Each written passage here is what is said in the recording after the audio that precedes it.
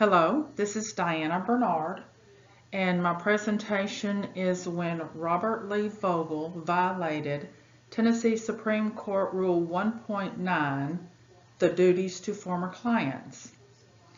There was another complaint against Mr. Vogel, but we will focus on the Horn-Bruschetto matter.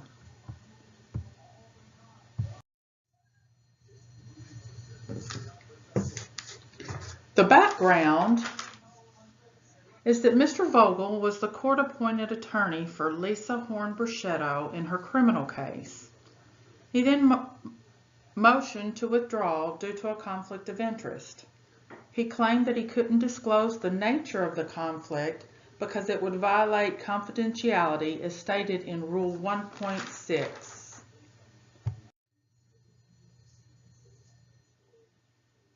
The next day, Mr. Vogel sent an email to Ms. Horn-Bruschetto informing her of his motion.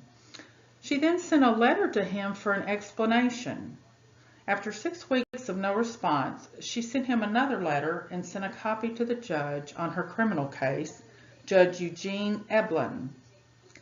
The judge then instructed Mr. Vogel to respond. Mr. Vogel did respond, but he copied the letter to the judge. This letter cast Ms. Horn-Bruschetto negatively. Therefore, Judge Eblin motioned to remove himself from this criminal case. Copying this letter violated Ms. Horn-Bruschetto in that she did not give informed consent or written consent. The letter's content was also to her disadvantage. This was in violation of Rule 1.9c, which states, a lawyer shall not reveal information relating to the representation or use of such information to the disadvantage to the former client unless the former client gives informed consent confirmed in writing.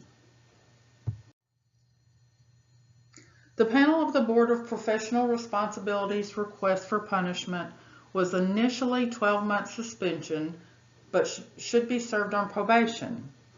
The panel, after review from the Board of Professional Responsibility, ultimately said that he should be suspended for 12 months for Rule 1.9, and also found that his disclosure of confidential information caused injury to Ms. Horn-Bruschetto by delaying the criminal proceedings and compromising her integrity. This punishment was based on the ABA standard 4.22 suspension, and in his case was a 1-year suspension and not a 1-year suspension with all but 30 days to be served as probation, as originally requested by the panel. I agree with the board's decision to suspend Mr. Vogel for a year.